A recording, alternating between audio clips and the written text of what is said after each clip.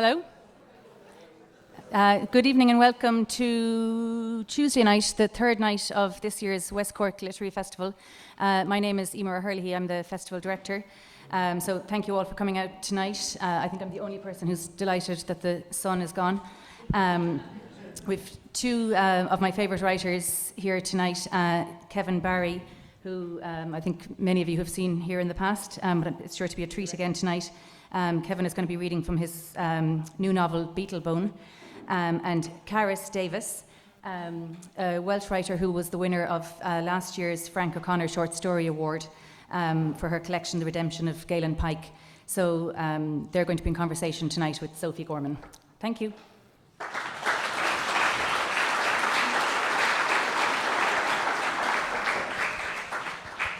And you're very welcome. Just to give a full introduction to our two writers this evening. So Carys Davies is the author, as Emer said, of two collections of short stories. The first was Some New Ambush, and then The Redemption of Galen Pike, which won, as Emer mentioned, the Frank O'Connor International Short Story Prize. It also won the Jerwood Fiction Uncovered Prize and was shortlisted for both the Wales Book of the Year and the Edgehill Prize. And her stories are being broadcast on BBC Radio 4, published in Grant, A New Writing, Prospect, the Dublin Review, very widely anthologised. And Carys was born in Wales, though you may not notice that so much with her accent, and with the incredibly Welsh name. And she worked for many years internationally as a journalist. Such is their impact, it is quite hard to believe that Limerick-born and Sligo-based writer Kevin Barry has written just two novels. The City of Bohane, his glorious debut, which was a futuristic western in a city that vaguely resembles Limerick, with feuding families. And it introduced him to the literary world with quite almost a Catherine Wheeling squeal of a bang, and won the 2013 Impact Award. And now Beetlebone, which is set in the west of Ireland and is seen through the eyes of John Lennon, he being the beetle of the bone, and it won the Goldsmith Award last year.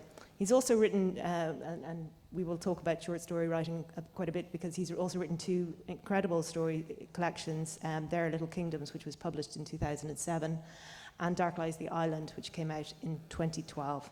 And he, together with his wife Olivia, publish and edit this most wonderful, beautiful, cloth-bound, and it's an annual for adults really, called Winter Pages, though I do believe that somebody is now claiming copyright of the word pages, and it's going to be Winter Papers from now on.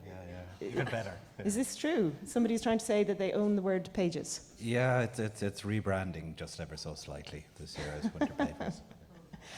Carys, we might talk about, and there will be questions afterwards, so please do store them up. But we might start by talking about The Redemption of Galen Pike. Mm-hmm. This is the title story. It comes quite late in the collection, but it's a wonderful story about a spinster Quaker called Patience Haig, who goes to visit a prisoner who's almost beyond redemption, called Galen Pike.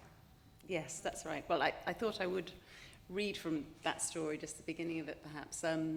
It took about 10 years to write this story. It was sort of something that the germ of it really had came from the place in my imagination, and it just sat with me, and I kept going back to it and trying to write more, and then one day, for a long time, it was a conversation between a man and the prisoner.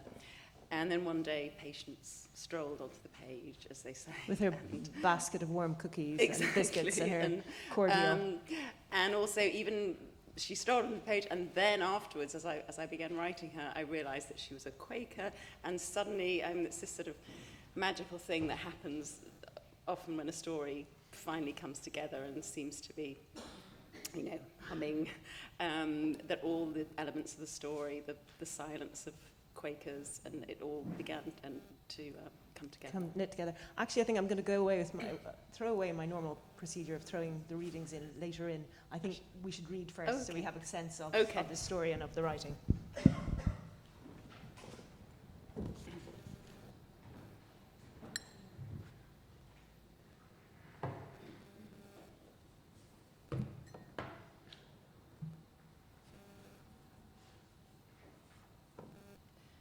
The Redemption of Galen Pike. They'd all seen Sheriff Nye bringing Pike into town, the two shapes snaking down the path off the mountain, through the patches of melting snow and over the green showing beneath, each of them growing bigger as they moved across the rocky pasture and came down into North Street to the jailhouse. Nye on his horse, the tall, gaunt figure of Galen Pike following behind on the rope.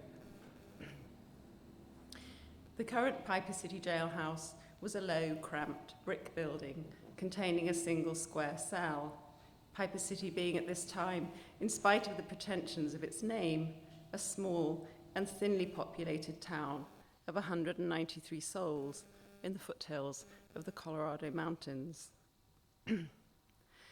Aside from the cell, there was a scrubby yard behind where the hangings took place, a front office with a table, a chair and a broom, a hook on the wall where the cell keys hung from a thick ring, a small stove where Knapp, the jailer, warmed his coffee and cooked his pancakes in the morning.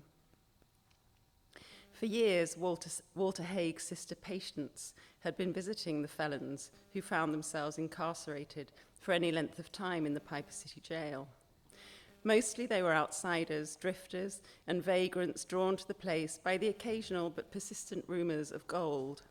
And whenever one came along, Patience visited him. Galen Pike's crime revolted Patience more than she could say, and on her way to the jailhouse to meet him for the first time, she told herself she wouldn't think of it. Walking past the closed bank, the shuttered front of the general store, the locked-up haberdashers, the drawn blinds of the dentist, she averted her gaze. She would do what she always did with the felons. She would bring Galen Pike something to eat and drink. She would sit with him and talk to him and keep him company in the days that he had left. She would not recite scripture or lecture him about the commandments or the deadly sins, and she would only read to him if he desired it, a psalm or a prayer or a few selected verses she thought might be helpful to someone in his situation, but that was all. She was a thin, plain woman, Patience Haig. Straight brown hair scraped back from her forehead so severely that there was a small, bald patch where the hair was divided at the centre. It was tied behind in a long, dry braid. Her face, too, was long and narrow, her features small and unremarkable, except for her nose, which was damaged and lopsided, the right nostril squashed and flattened against the bridge. She wore black flat-heeled boots and a grey dress with long sleeves and a capacious square collar. She was 36 years old. If the preparation of the heart is taken seriously, the right words will come. As she walked, Patience silently repeated the advice Abigail Warner had given her when she'd passed on to Patience the responsibility of visiting the jail. Patience was always a little nervous before meeting a new prisoner for the first time. And as she came to the end of Franklin Street and turned the corner into North, she reminded herself that the old woman's advice had always stood her in good stead.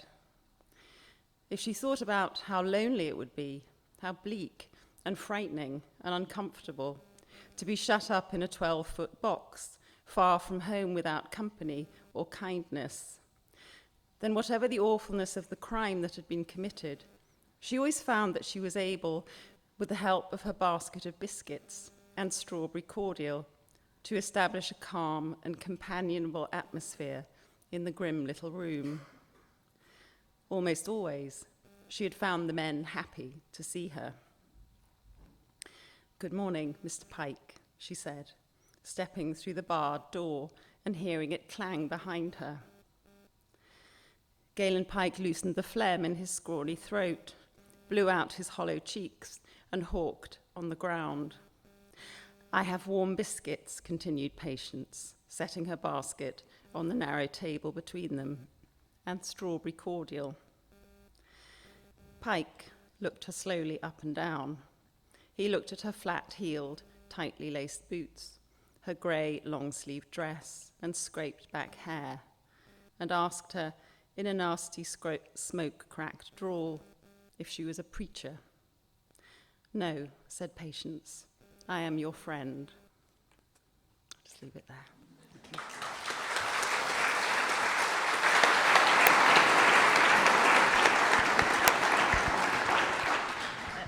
Galen Pike is not quite open to this concept of friendship, I think.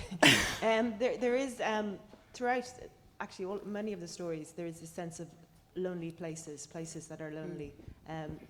Never so much as in the first story, which is a very powerful story called The Quiet, in which, without giving too much away, there's a woman is newly moved to Australia and is in the very far reaches of the outback, and she has a neighbour who she's not sure about who visits, but they discover in their loneliness, ultimately they discover they share a lot more than they expect, including domestic abuse.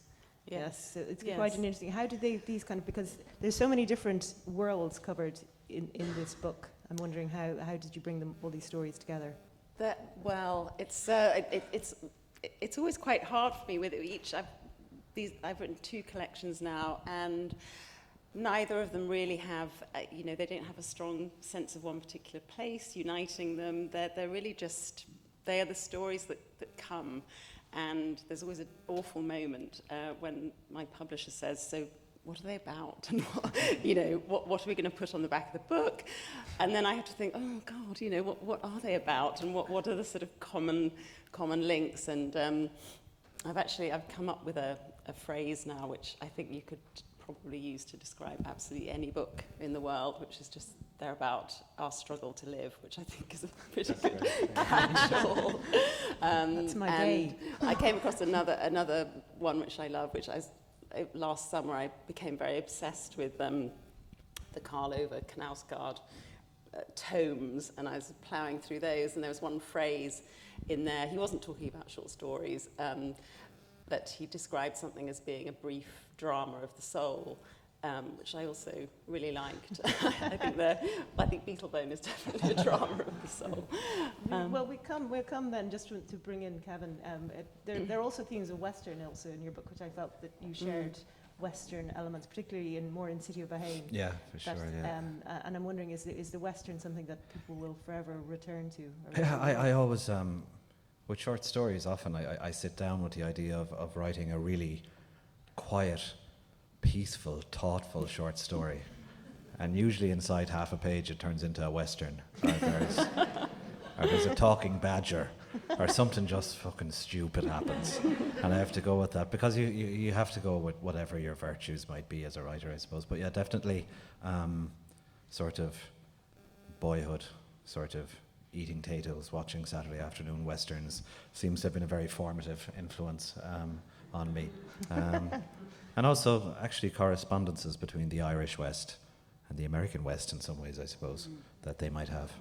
Which brings us nicely to the West that we visit in this new book, which is, to be polite, it's an utterly mad, glorious thing that you've made here. We have 37-year-old John Lennon on his way to Clew Bay to visit an island for 3 days, an island where he's going for solitude and some screaming therapy. Yes. Where did this come from? I was going out on my bike around County Mayo since we moved to Sligo about 9 years ago now, or 10. I'd go out in the summer around Clew Bay, and just actually the original thing for the book, kind of spark for it, wasn't anything got to do with John Lennon really. It was just a feeling out around Clew Bay, which I'm sure loads of you know. It's a very beautiful place, but I've always got this kind of eerie sensation when I'm around there as well, this kind of haunted feeling, and I find myself thinking a lot about death whenever I'm around Clew Bay for whatever reason. And then I learned, or kind of remembered, that John Lennon used to own a little island, one of the little islands that are out there. And that became kind of annoyingly trapped in my head, like a little kind of wasp in there. I kept looking down at all the little islands going, I wonder which one was his. And I didn't, research is a very grand term for what I did. I Googled it a bit. And I discovered, that he did buy this island in 1967 for £1,500 and only visited twice for about an hour each time.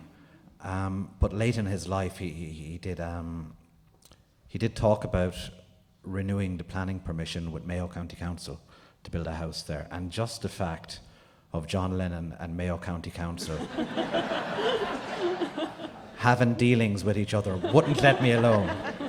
And I tried to get rid of it out of my head in lots of ways. I wrote a little radio essay about John and Yoko and County Mayo, thinking that would do it, and it didn't. And I referred to it in a short story called Dark Lies the Island. It's John's island in that story, but it kept coming back, and then I found myself writing dialogue with John said and thinking, oh fuck, I'm in trouble here, I'm going to try it as a novel, you know. Would you maybe, I think then that's good, would Yeah. you like to read something? Brilliant, else? thanks.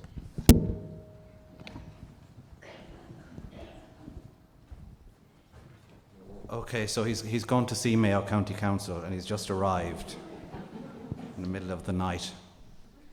He's in the back of a car. He sets out for the place as an animal might, as though on some fated migration. There is nothing rational about it, nor even entirely sane, and this is the great attraction. He's been travelling half the night east, and nobody has seen him. If you keep your eyes down, they can't see you. Across the strung-out skies and through the eerie airports, and now he sits in the back of the old Mercedes. His brain feels like a city centre, and there is a strange tingling in the bones of his monkey feet. He will deal with it. The road unfurls as a black tongue and laps at the night. There's something monkeyish, isn't there, about his feet? Also, his gums are bleeding. But he won't worry about that now. He'll worry about it in a bit. Save one for later. Trees and fields pass by in the grainy night. His monkey's on the fucking brain lately, as a matter of fact. Anxiety. He hears a blue yonderly note from somewhere. Perhaps it's from within. And now the driver's somber eyes show up in the rear view. It's arranged, he says. There should be no bother whatsoever, but we could be talking an hour yet to the hotel out there. The driver is very smooth, timbre, deep and trustworthy, like a newscaster, the bass note and brown velvet of his voice, and the great chunky old Merc cuts the air, quiet as money as they move. John is tired, but not for sleeping. No fucking pressmen, he says, and no fucking photogs. In the near dark, there is the sense of trees and fields and hills combining. The way you can feel a world form around you on a lucky night in the springtime. He rolls the window. He takes a lungful of cool starlight for a straightener. Blue and gases. That's lovely. He's tired as fuck, but he cannot get his head down. It's the Maytime. He's all stirred up again. Where the fuck are we, driver? It will be very hard to say. Now, this driver becomes a very significant character very quickly. He becomes John's driver, but also his kind of minder, and also his kind of spiritual guide to County Mayo. And the press discover that John is on the ground, so John and the driver, Cornelius O'Grady, have to hide out at the farmhouse of Cornelius up in the hills. John is a vegan at this time, but there's only black pudding in the house. So they eat the black pudding, and it makes him very nostalgic for his youth in Liverpool. And they have long conversations about absolutely fucking nothing. The spiciness of the food, the mealiness, the animal waft, it's all there in the history of his mouth, and he's near to tears again. The tea is strong and sweet and tastes of Liverpool. Would you believe, John, that my father lived in this house until he was 87 years of age? How do you get to be 87 up a wet fucking hill in Mayo, Cornelius? He neither drank nor smoked, John. I'm packing away all that myself, actually. I drink, John, I smoke, and I top women. Oh, whenever I get the chance, John. Cornelius slowly teases out the knuckles of one hand and then the other. But you see, what my father had was great intelligence. Well, that would help. Oh, he was a wily man, John. He was fucking what? He was wily. What the fuck is wily? He was full of wiles, John. He was full of fucking what? He had a wiliness. Oh, hang on, like and he was canny. Exactly so, John. Okay, I have it. But tell me this. How can you have a windy fucking moor that's wily? Huh? How can you have a wily fucking moor? A wily? John sings it for him in a witchy screech. Out on the wily, windy moor. What's it you're saying to me, John? The Kate fucking Bush song. Kate Bush? Cornelius shakes his head slowly. I knew a Martin Bush, he said. Oh, really? Belmullet direction put long dead and gone, God rest him. Poor Martin. Any relation, Cornelius? To who, John? To Kate bloody Bush. I didn't know a Kate. Could she have been a sister? She might well have been. No, I knew a Martin. And was he wily, Cornelius? If there was one thing he wasn't, John, it was wily. Oh, really? Poor Martin was an inordinately stupid man. He could barely tie his shoelaces, John. A halfpenny short, Cornelius. Listen, Martin kept animals that had more wile in them. What kind of animals did he have? He had sheep, a few cattle, I suppose. Though Belmullet, they'd have been wind-bothered up that way. They'd have been bothered, John, by wind coming in the way it would unseat cattle. Unseat them, Cornelius. Cornelius lowers his sad eyes. In the mind, John. Do you mean you could have a cow would take a turn? Cornelius squares his jaw. Do you realise, John, you're looking at a man who's seen a cow step in front of a moving vehicle purposefully? On account of, Cornelius? Wind coming easterly, that's the kind of thing that can leave a beast beyond despair because of the pure evil sound of it, John, the way it could play across the country in an ominous way. And an easterly, if it was to come across you for a fortnight, and it might, sleep gone out the window, a horrible black feeling racing your fucking blood, all sorts of thoughts of death and hopelessness. That's what you'd get at the tail end of an easterly wind. Man nor animal wouldn't be right after it.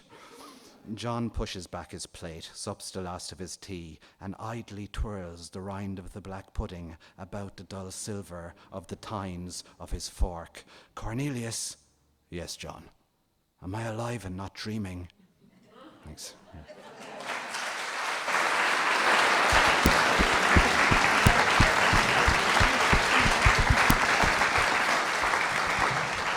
Do you know, Kevin, many writers reluctantly read their work. I'm beginning to suspect you write books primarily to read them. To satisfy my frustrated ham actor kind of things. Yeah, but it's I'm very glad, though, you introduced Cornelius there, because I think he is one of the great literary characters that have been created in many a year. He's an extraordinary, he's heartbreaking. Where did he come from? Everybody keeps going up to me about Beetlebone, going, I love that Cornelius O'Grady novel. But it's John Lennon is fine, but Cornelius O'Grady, there's a great. I don't know where he came from. I've known lots of Cornelius O'Grady's around County Mayo and Sligo and County Cork as well in my days out around the Beara Peninsula. But it's, I don't know, and I guess there's maybe elements of myself in him in some ways, but definitely the book came to life for me when he stood up on the desk one day and started talking and kind of wouldn't shut up. Like he was initially a kind of an incidental figure, but it's weird. As soon as I put John in a double act with him, I could kind of get John's voice. I felt more as well in kind of relief against the other one, you know. Did it take you an age to write John? Yeah, it took an awful long time. And I began the book when I finally decided, okay, I'll do a novel of it. I began in this kind of glow of glee. I was thinking, this is a great idea. I'd plonk John Lennon, a hugely iconic figure, unasked, down in the middle of my next book. But then, over the course of a very short few weeks, I noticed an air of kind of mounting hysteria in my shed, thinking, oh, fuck, this is really hard. You know, this is very difficult because it gives you a really unique problem as a writer in that an awful lot of readers, or most readers, are going to open the book with a preconception of how the main character should sound, and if you don't get that right, you're in trouble very early on as a novelist with them. So it just kind of took loads of graft and lots of drafts and hundreds of thousands of words. And did you listen to a lot of interviews? Yeah, I watched lots of YouTube. Was the most research I did for it, really. And like he's very difficult to get on the page because he's very capricious as a speaker. When you'd watch old sort of 70s clips from US talk shows, in the course of a single sentence, he can go from kind of very fluffy and light and funny and charming to really quite thorny and paranoid and kind of dark inside a beat, you know. And to get that on the page just takes endless repetition. And like there are lots of these conversations with John and Cornelius. They're the real kind of motors of the novel, and I hope they make it feel light and the pages move. But always the parts of a book or a story that seem lightest on the page, I think, are the real hardest ones, and that take the most drafts and graft to get right. And Carys, do your characters arrive to you in the same way? Well, part of the reason I was interested in asking Kevin about that was I do occasionally have so-called real characters in my stories. Well, and in Bonnet, there's I have Charlotte Bronte, yeah. and I seem to have a thing about Victorians actually. So Charlotte Bronte and Queen Victoria is in one of them. I live in Lancaster now, in the northwest of England, and the Queen or the King is always the Duke of Lancaster. And she's this kind of glowering presence in the town. There are statues of Queen Victoria all over the place, looking very sad. So she steps on there, but in general I find it absolutely impossible to write real people. I have to make it all up. And unlike Kevin, though, you like historical research. No, actually I do almost no research either. Okay. I will go back and kind of check, well, is this vaguely plausible, or have I made some horrible clangor here? But do they have no, cars they just then? they come out of history, but I don't research them. And your writing takes a lot less time, though, because Carys mentioned that one of her stories, the title story, was 10 years in the making, whereas you for your stories 10 weeks. Is more the case. Well, sometimes I've some of my favourite stories I've written inside a week or so, but others have been 3 or 4 years in various different iterations, coming and going again. But yeah, the thing with research, I think, is really interesting. I have two kind of feelings about it. I tend to research after the fact, as in I write the story first, and then I go back to check to see if it's plausible. Definitely. And I think that's better, because I think you can get bogged down in research and just use it as an excuse not to write. I also think the very best research you can do, you don't know you're doing at the time.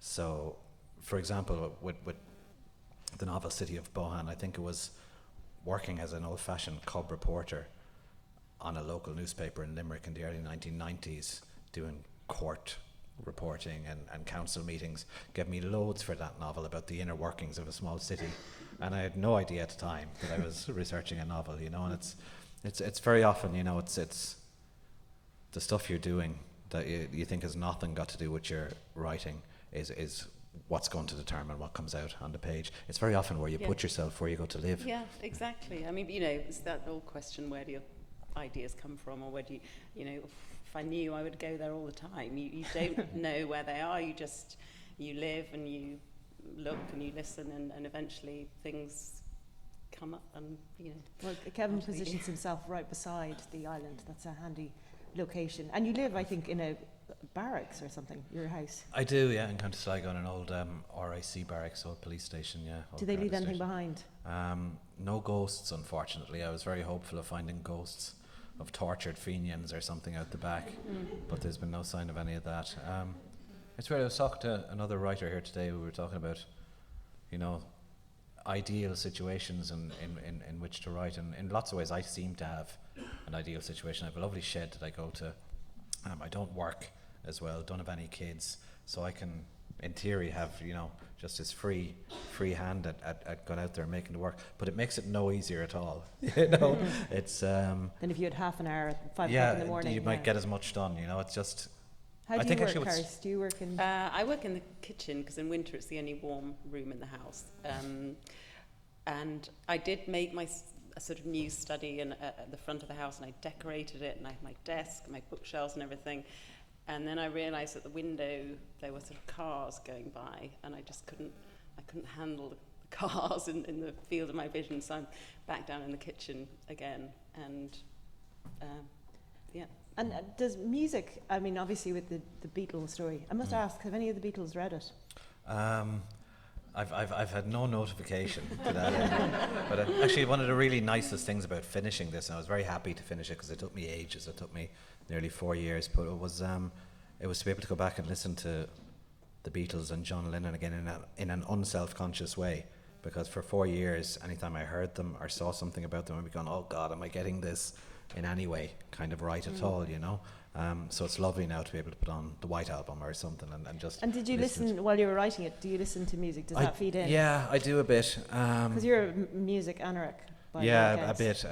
But I do tend to put on things that I try to pick things that might influence the tone or atmosphere of a story. So with City of Bohan, I was going through a big dub reggae phase, as I often am in my shed in County Sligo. So that gets into the novel as well. And you try to let... I tend not to listen to kind of singer-songwritery stuff with lots of lyrics, because that will kind of... You'd be drawn into that story rather than your own. But kind of moody, kind of bleepy electronic stuff and all that as well, just for kind of atmosphere in the room. I find it helps, yeah. And I'm wondering, in terms of your writing, you obviously have written exclusively so far, apart from journalism, in short stories. You have short stories, but there's so much dialogue in your books. I'm wondering, is there a play in it or a film? And equally with you, would you think of going for a novel or other book structures? Well, my stories seem to be getting longer, but very, very, very slowly. So I've just written actually a Western, which is 11,000 words, which is twice as long as any story I've written before. So, you know, maybe when I'm 100, you'll have extended long enough. Yes. Long enough. Yeah. So Max Porter was saying today that his novel is 15,000 words, Yes, so I was delighted to hear that. That was great. But it's changing actually what people consider to be a novel now, I think. They used to tell you 100,000 words, and you collapse when you at the thought of it, you know. But I think it's you know, word count doesn't matter as much as you think of it. Is the story right, and is the feel of the piece right? Do you find that the world around you influences much of your writing that you're in? I mean, the current news or world, you know, does it come into it, or what is it that gives you? I don't think so. I think no. I think I sort of flee to places, you know, faraway places. Often faraway places I've never been, and put myself there. There is a sort of Twin Towers thing going on in one of the stories, but and another of the stories does, I suppose it is sort of about fundamentalist religion, and but no, not consciously. I think the worst thing it kind of does sometimes, it can make you, when you're going through a period like we've gone through over the last couple of months, where the world has turned into a kind of a blackened hellscape, you know, it can make the work you do feel a bit small. You know? You go out and go, all right, I'll go back to my short story, the world is on fire, kind of back out there, and I'll go out and tinker with this short story. It can make it feel a bit insignificant, but you kind of get over that as well, and just kind of close the door and say, oh fuck it, I'll just write the story. But it's, I know that an awful lot of American novelists talked about just that, I think, after September 2011, going, God, this novel feels very inconsequential all of a sudden on the desk. But it does pass, I think, that feeling. Well, it seems to continue. At the moment, it seems to be continuing. It's hard to escape it, but yeah. In the book, John says it's about going to the dark place, and using what you find there. Is that something that you would sympathise with? Sure. I think for any creative person, for a writer or a visual artist or a musician, you know, you don't do it because you're grand, because you're fine, because everything's going wonderfully. You do it because you need to do it, and to express something, and to kind of and to get something out, really. So yeah, it's like, and like the book is it attempts to be a portrait of an artist at a time of kind of creative strife, when he's in trouble, when he's not really managing to write songs or record music. And I know all about periods of creative strife where it doesn't seem to be going well, so you use whatever you can bring from your own life into it. And in the book you also play a lot with form, because we have long stretches of dialogue. There's a bit that's written like a film script, and then one segment is in the first person as if it was written. It's you writing it. It's you. It is me. Yeah, it's an essay, essentially plonked down. Did your editor or anyone? Did they say, could you not write? Oh yeah. I mean, I think everybody kind of who read the book initially felt that section was very strong, and that it was kind of the emotional heart of the book in some way. But it was certainly there was conversations about where do we put it. Should it be more an afterword or something? But I felt very much that it was very much the heart of the book, and that it should be in the middle, and that the rest should kind of radiate out from it in either direction. But like lots of things in your work that seemed to come out well, it was a kind of an accident, that section. I was just copying lots of notes from different places down into one fancy new moleskin notebook.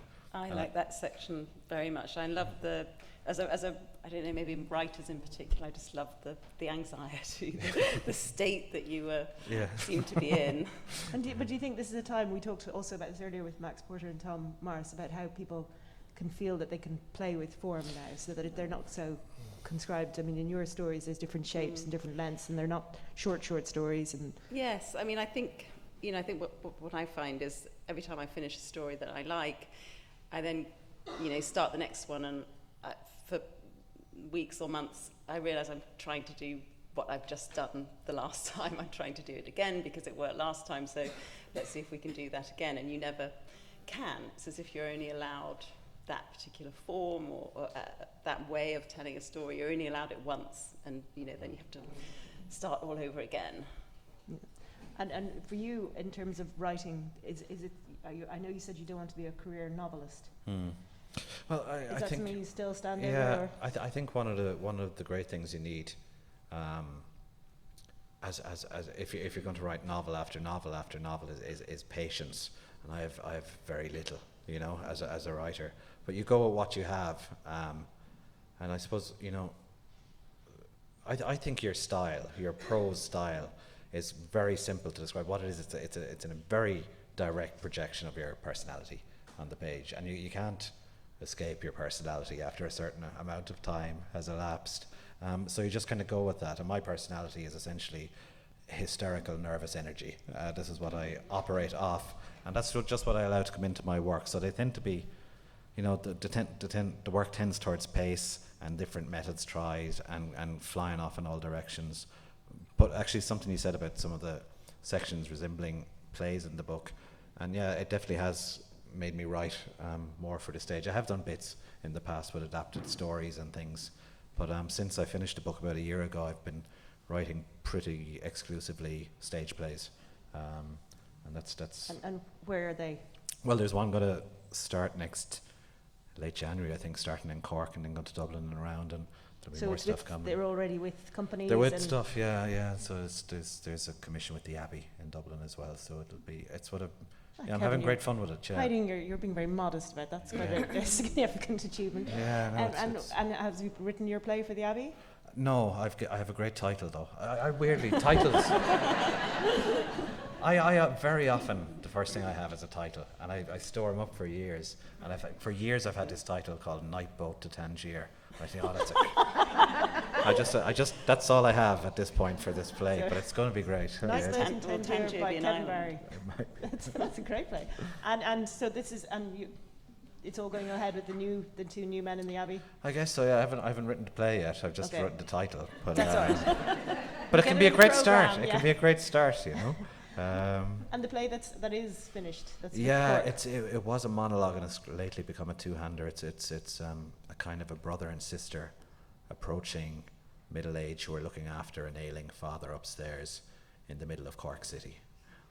So there's lots of great fun being had with Cork City voices in it, really. But yeah, I'm having great fun doing it. I'm enjoying it. Have you ever considered? You obviously did a lot of journalism before. Have you ever considered writing for a different medium?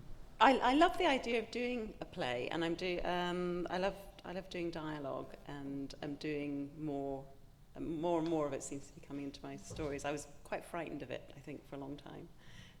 So yeah, I think it takes over apparently. To Kevin. I do think on a pragmatic level, it's a lovely difference from writing stories and novels, and that it gets you out of the house a bit, and you have colleagues for a while. Yeah, that's nice. It's just a difference from me in the shed and the four walls going slowly nuts in a swamp in County Sligo. Lovely, suddenly you're out talking to actors and directors and all that. It's great. It's great fun. And you've got a company that you're working with in Cork? Yeah, we're doing it first with the Everyman in Cork, and it'll go around. So that's something to look forward to in January. With the books, I also wanted to ask if you're still writing short stories, though. Is that? Oh yeah, always. And actually, it's weird. There's one change. Always when I'd have an idea, my first impulse for it would be, can I make this work in the space of a short story, even vaguely, and I would try it as that. And sometimes it just won't go into that space. Lately, I have noticed, I'm thinking, could I make a play out of this when I have an idea as well? You know, they're very different beasts. But I love film. I love stories actually because of the patience thing again. I have enough patience for about a week, you know, to concentrate on something. But yeah, I as a reader, I just adore stories, and just the intensity of them, the way they kind of pin you to the chair and make the world just recede in every direction if it's well done, you know. And I don't think there's any other prose form that gives that same intensity as a great short story. So I'll always try them, but I don't have a good success rate with them. You know, I start loads and they kind of go nowhere. Oh, you did win, and it's a nice link to Carys. You did win the Sunday Times Short Story Award for a short story about Wales. I did, yeah, for a beer trip to Clondalkin. Yeah, though weirdly it was really about Liverpool because it was about a Liverpool Real Ale Club going out there. And so, you know, so that story actually, sometimes you get a gift as a story writer, and I lived in Liverpool for a while, and we were in a pub one night, and the Real Ale Club had left their newsletter on the counter with reports on recent beer outings. And I just thought, what a present, you know, because that's just the perfect shape for a short story, you know, the outing of the beer club, you know, on a Saturday. It was just glorious. So I love that story. Something I'm always fascinated about is where people come from in terms of their background in the past and their childhood. Did you grow up in a house full of books? Are you? My parents were teachers, so not full of books. I remember the first book my mother ever gave me was The Mayor of Casterbridge. When I was about 13 or something, I read it. Heavy reading, yes. Yeah, quite heavy reading. But I was completely fascinated by the man selling his wife. That sort of, I think that stayed with me a long time. I actually can see echoes of it in your book, I guess. So, no, I grew up till I was 10 in Wales, and we were talking earlier about that. So that's a sort of strange thing for me. I have this incredibly Welsh-sounding name, so everyone assumes I'm, you know, like a piece of rock. You know, I'm Welsh all the way through, and I'm always very nervous reading in Wales because the minute I open my mouth, I sound completely English. But it's a sort of, it's almost a mythic place for me, Wales. So when I write about it, it's things I'm remembering from childhood and sort of family lore, but I'm always very anxious about how they go down. Yeah, and getting things wrong. And but it's very mysterious, though, isn't it, when you start to write about things from years and years ago in your life, and landscapes you think you've completely forgotten. And suddenly, when you start to put it down, it's all been waiting, kind of in the subconscious or something. Yes, and actually, I don't know. I seem to need to be at a great distance from things, either in time or because I also, like this one, I do write quite a lot about stories in America. I lived there for about 11 years, but I didn't write any until I'd been back in Europe for a long time. I seem to need that distance. Places are very unpredictable, though, in terms of which ones will give you stories and which won't. I mean, I lived in Edinburgh longer than I lived in Liverpool, and I've never attempted a word set there. And I loved it, you know, but it just didn't go in that way, or it hasn't yet. I might yet. I was in Liverpool a very short time when I was at it. But it seems a very easy city to get into for an Irish writer, actually, in terms of the Irish year. vernacular is around. Yeah, very much so. And what about you, Kevin? When you were growing up, was your a house of books, or were you? We had loads. We had every jockey autobiography that ever came out. My Life by Lester Piggott kind of thing. Nothing else except the racing pages and the Irish Press, and kind of remember you'd buy those kind of books as furniture, which were kind of like the Iliad and the Odyssey and stuff, and those were there. But yeah, my first big kind of book experiences, I suppose, bar Famous Five kind of things, were with lots of elder sisters and their kind of stuff they were doing for their intercert, for their O levels, you know, like the Brontes coming into the house and stuff like that, and just being, and loved being sick as a child, loved having flu and having to stay in bed on a wet November week with Emily Bronte, you know, and it was just magical, and you're transplanted from a suburban housing estate outside Limerick City in 1982 and put down on a wind-tormented Yorkshire moor, you know, and you're utterly there, and you're just agape and involved in it. I knew straight away that books aren't just books; they're modes of transport. They just take you up and lift you and send you around. And were you writing though as a child? Yeah, have I told this story here before? Where It's different people. Okay, different well, places. but I can date precisely my first short story to August, whatever it was, 1977, after Elvis had died the night before. Because we were in a caravan on Achill Island listening to Radio Luxembourg, and there was a song playing. I think it was 10cc, I'm Not in Love, and the DJ broke He in. lives in Wicklow now. Jesus, that would have completely changed the Sorry. story. But the DJ broke in and said, "Ladies and gentlemen," in a quavery voice, "the king is dead." And the next morning I wrote a story in which Elvis's soul rose out of his body and entered a seagull. I don't know what a seagull was doing in Memphis, but it flew across the Atlantic and conversed with a small ginger child on his holidays down on a beach. And that was my first story. That was the first time I was moved to take up the pen and approach the page.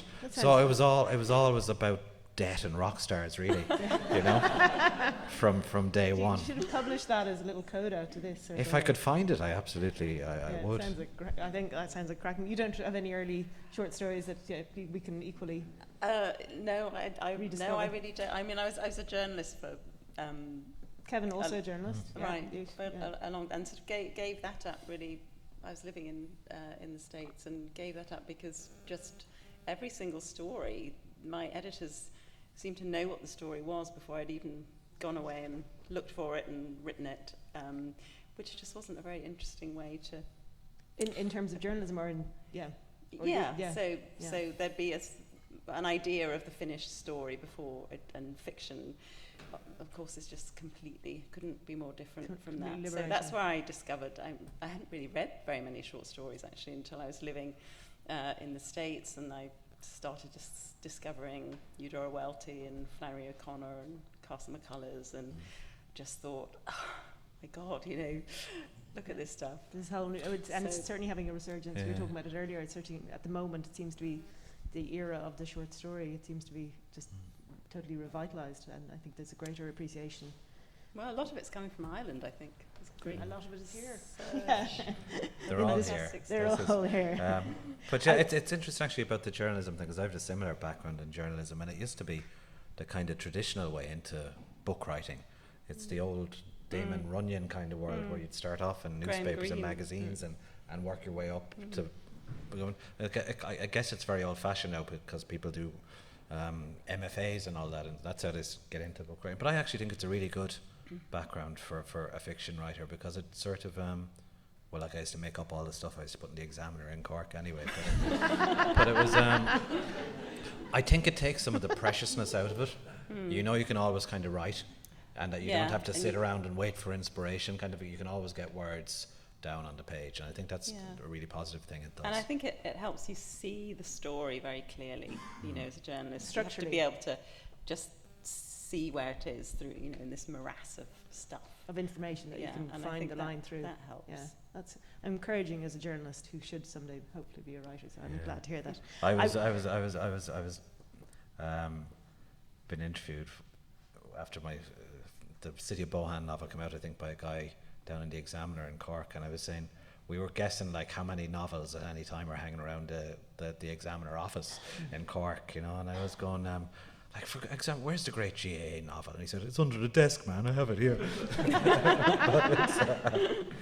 but it takes a long while as well, I found, to go from to sort of to kind of declare yourself as a fiction writer in some ways, you know.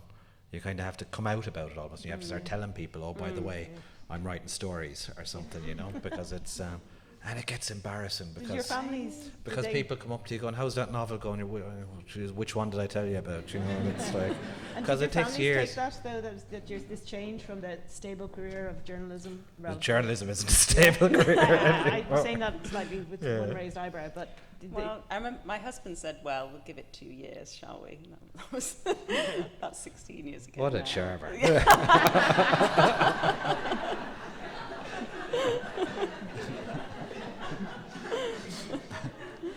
and Kevin's family just threw their hands in the air. Yeah, it's funny actually though, families when you do start writing fiction, of course they're kind of beady-eyed over the stories when they come out going, "Are we in there?" And they are, of course, always in there at some level. But what I found is that they don't really mind very much, you know. They'd mind more probably if they're left out. Yeah, and they try to start feeding you stuff, you know, telling you horrible, strange, dark, gothical things from your family history that you try to forget, you know. Do you remember Uncle such and such choked on the sausage when he was drunk and died? Oh God! And of course it gets in, but it's they definitely start to try and show it. Now, mind you, I've talked to writers who've had horrendous experiences where, you know, brothers and sisters and mothers and fathers haven't talked to them for years over something they put in a novel or a book, so it can go both ways. Yeah. But I've been lucky, I guess, that they're all sort of desperate to get into them. And obviously, Carys has written quite a lot of historical fiction. You've never thought about writing about your namesake? No, it was weird though. I wrote coming up to the centenary. This is good. I did write a little essay for the Sting and Fly journal early in the year about my name, because Kevin Barry is a very kind of loaded name, of course, but it's and people presume you come from like an arch Republican family, but actually I was named for a dead mod. My cousin Kevin Barry came off his scooter in East Anglia in 1968, and I was born a year later to the day. So I look exactly like him, and I was named for him. So it's kind of strange, but it's really interesting to look into it, and I started Googling all the various Kevin Barrys that exist around the world, and there's acres of us, you know, there's hundreds of us. I'm really interested in the guy who's a bomb disposal expert in New York. He sounds like a really interesting Kevin Barry. But yeah, it's funny when you have that kind of a loaded name. It goes down very well when I do readings in Boston. They don't want you to sing the Glasgow. song. The song, I can't sing the song. Yeah. No. Just Kate Bush. Just Kate Bush. I limit it strictly to Kate Bush.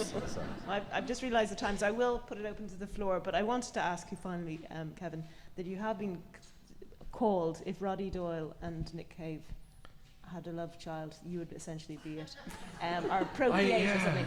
I read that. Would they be good parents? Somebody sent that to me, and I just thought that's planted an image in my mind that I'm never going to shake myself clear of. Yes. Anyway, yes. So we have a roving mic, I think. So, are there any questions at all? And there must be. There is a very nice hand up there. The mic might get to you, or you could project. It's just over there. Is there? All the way. It's coming.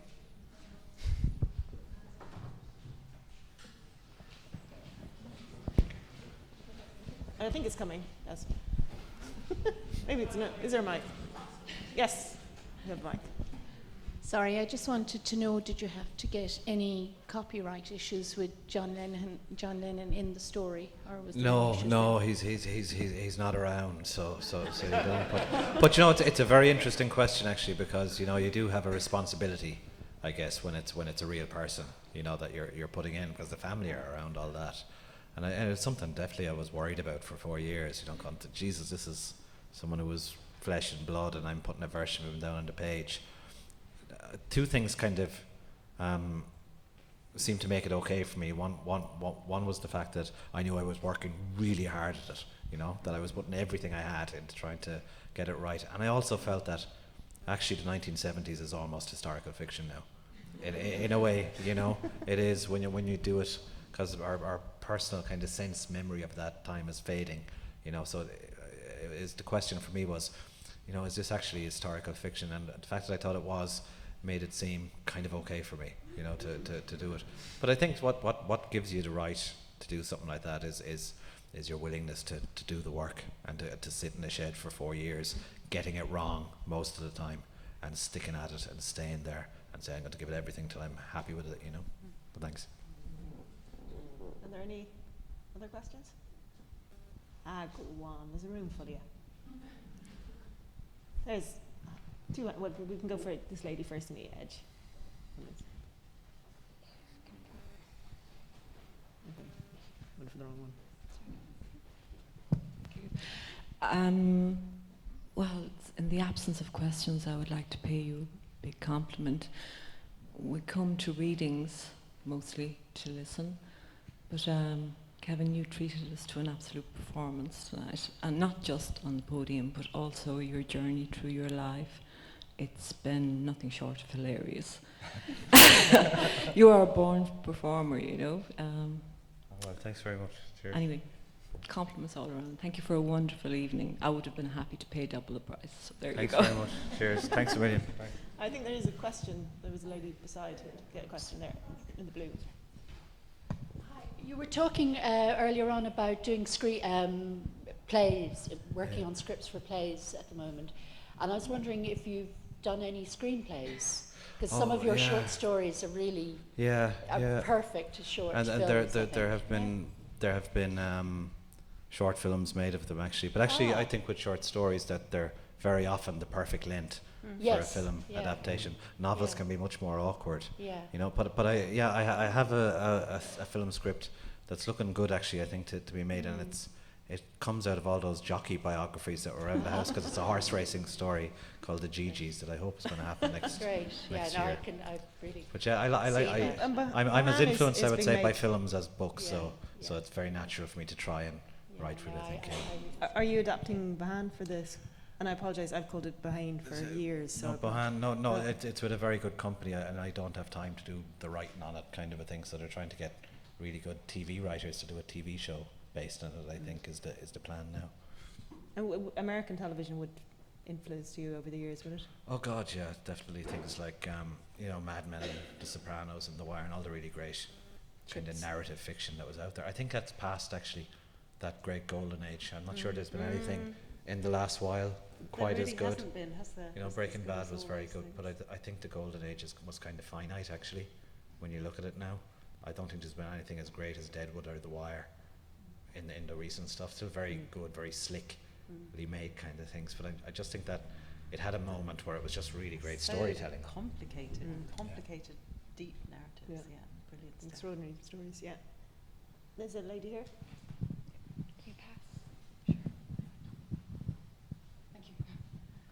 For both of you, I was just wondering, when you started writing fiction, was there a time when you doubted yourselves and thought, I can't write, it's a waste of time, it's going terribly, and how did you deal with that if it happened?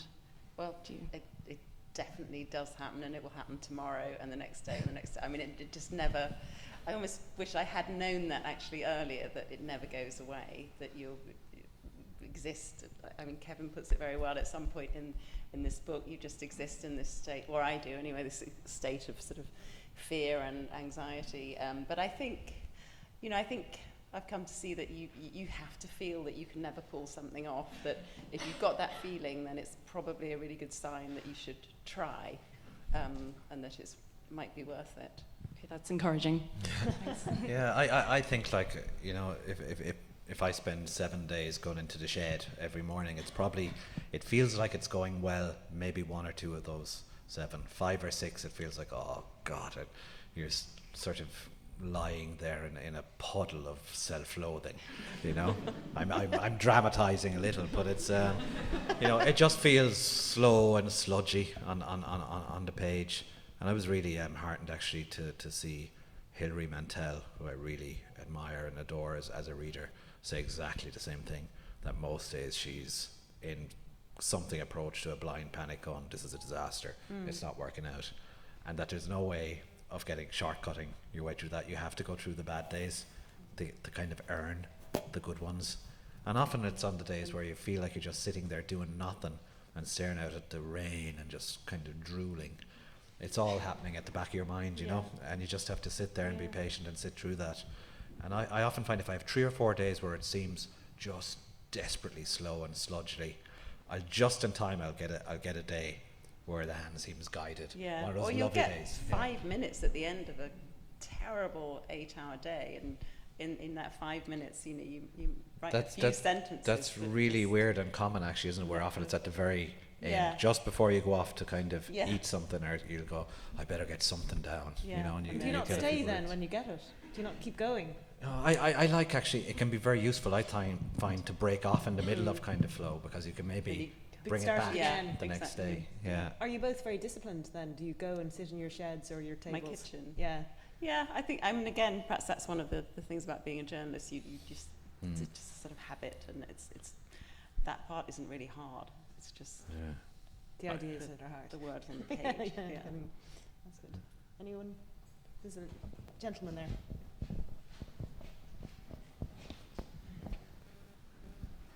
I've never been to a literary festival before, but I read a lot and I write a lot, and I imagine pretty much everybody in this room does too. But coming into this room tonight, it just struck me what an extraordinary contrast there is between the rather introverted and intimate business of reading and writing as compared with what we're doing tonight in this room. And I wondered if you'd just like to comment on that a little. Yeah, it's funny, actually, because, you know, I lots of writers don't like to go out and read their work and talk about it very much. I kind of, my own personality as an element of kind of frustrated actor in it, and I love nothing more than microphones. But it was really weird, actually. I didn't think when my first book came out, my editor at the Sting and Fly, Declan Mead, literally had to push me onto a stage to do a reading. I was going on, I really don't want to do this. And I got to the mic and I went, I'm home. I just loved it, you know. But I don't know, it's weird. I don't think writers should have to be great readers or performers. I remember going as a real kind of boy fan of Don DeLillo in the late 90s. He came to Dublin, going to see him read from Underworld, which I was utterly obsessed with, and he kind of mumbled for half an hour into a microphone. It was very kind of disheartening, but it's very important now. You know, books are struggling, and publishing is struggling, and festivals, and you know, it's amazingly heartening for writers to see loads of bodies in a room like this. It's something we kind of keeps us going. You know, that writers now, and poets in particular, are expected to perform their poetry and bring it to life. And poetry is such an intimate thing. That do you enjoy? I really enjoy it now, but I was a very reluctant performer in the beginning, and I had a voice coach. I have an actor friend in Lancaster who used to be on Coronation Street, and she kind of had me in a room. Who was she in Coronation Street? I can't remember. But she had me sort of lying on the floor and trying to locate my diaphragm and well, not that kind of diaphragm, you know. Just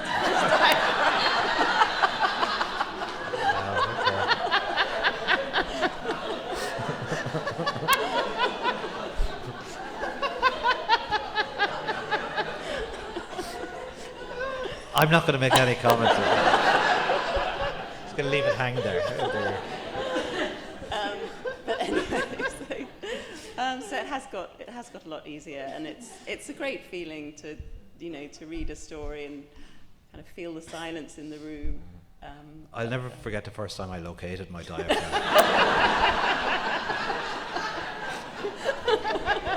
I couldn't leave it there, could I? I'm slightly anxious to ask this, but does anyone have any other questions?